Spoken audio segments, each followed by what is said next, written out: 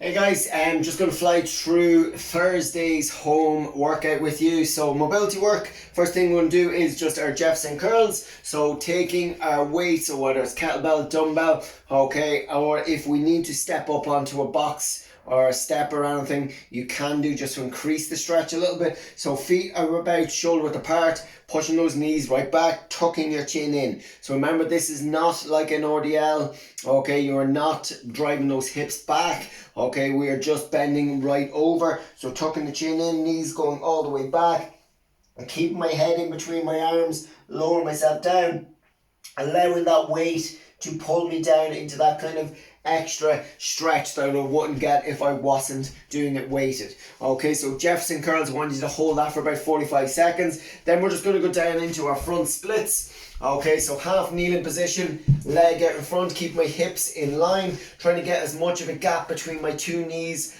as I can. Once I get into that position, again, it's not just hunched over and then doing this. I want to keep my chest up, my back nice and straight, and then I'm going to lower my chest down towards my knee, getting a nice big stretch all through the back of the hamstring, switching over and doing the same on the other side. And then the last thing we're going to do is just some hip rotations.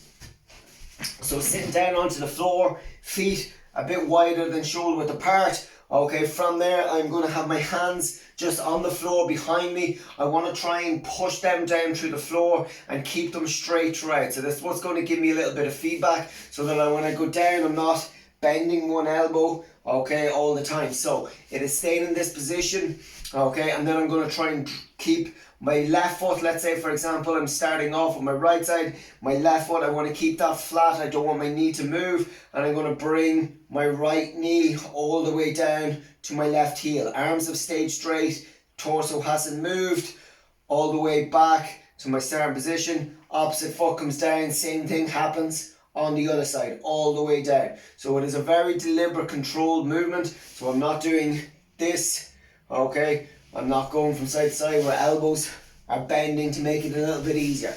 Okay, so it is a very controlled, deliberate movement. Is that alright? So I want you to do 8 to each side with that.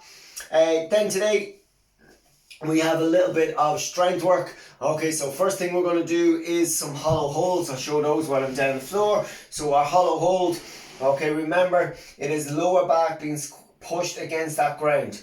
Okay, so it is into that kind of arch position, okay, while lying on the floor. Okay, so if I lie down on the floor, naturally I will have that curve in my lower back. I can get my hand, I can put a band, I can do anything, I can bring that in and out. Okay, so once I take that out, I'm going to push my lower back against the ground. So I'm squeezing against the ground, so I can't get my hand in there now. So that's what that should feel like all the time. I'm going to then lift my head and shoulders off the ground while maintaining that. Legs extended out, okay, about a couple of inches off the floor, and hands behind. Okay, that's where I want to be for my hardest version. Okay, if I need to, I can bring my hands along my side. I can elevate my legs a little bit more to make it a little bit easier, or I can even tuck my knees in. But no matter what I'm doing, my shoulders, my head are off the ground, my chest is slightly elevated as well, but that lower back is constantly being squeezed and pushed against the floor. Is that okay? So you're going to look to hold that for about 20 to 30 seconds. Anyone that is capable of doing that, what you can do is take a dowel or a pole or even your band.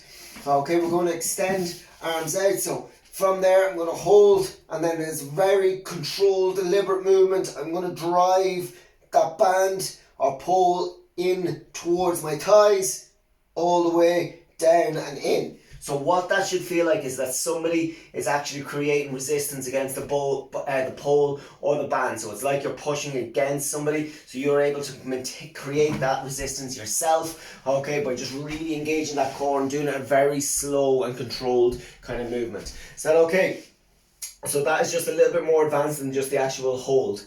Once you have that done, then it is single leg deadlifts. Okay, so remember, okay, not like the Jefferson curl. Okay, we've done the warm up. Single leg deadlifts is, okay, it is a deadlift, so therefore there is a hip hinge involved. So we can do them body weight or we can do them weighted. Okay, so making sure we get that foot planted onto the floor. So we want to create that tripod, big toe, little toe, okay, and heel is driven into the ground. Okay, I want to soften that knee, and then I'm going to extend that hip back. So I'm driving my hip back. So I'm thinking of making my body as long as I possibly can all the time. Okay, so all the time it is making that body nice and long. So my back is nice and straight. Okay, I'm keeping those shoulders back, reaching back all the way and up. Depending on what you're using, if you're using a dumbbell, just stick to just going, okay, more like an RDL. If you're using a kettlebell, you should be able to get it down to the floor. Is that okay? As I said as well though, you can just do them body weight if you find that too difficult. If you find them really difficult and you struggle with balance, just have something out in front of you as a little bit of a guide. So there's a table just here. If I'm not overly confident, I can just go down to my table and then touch and come back. Then try and start going a little bit lower.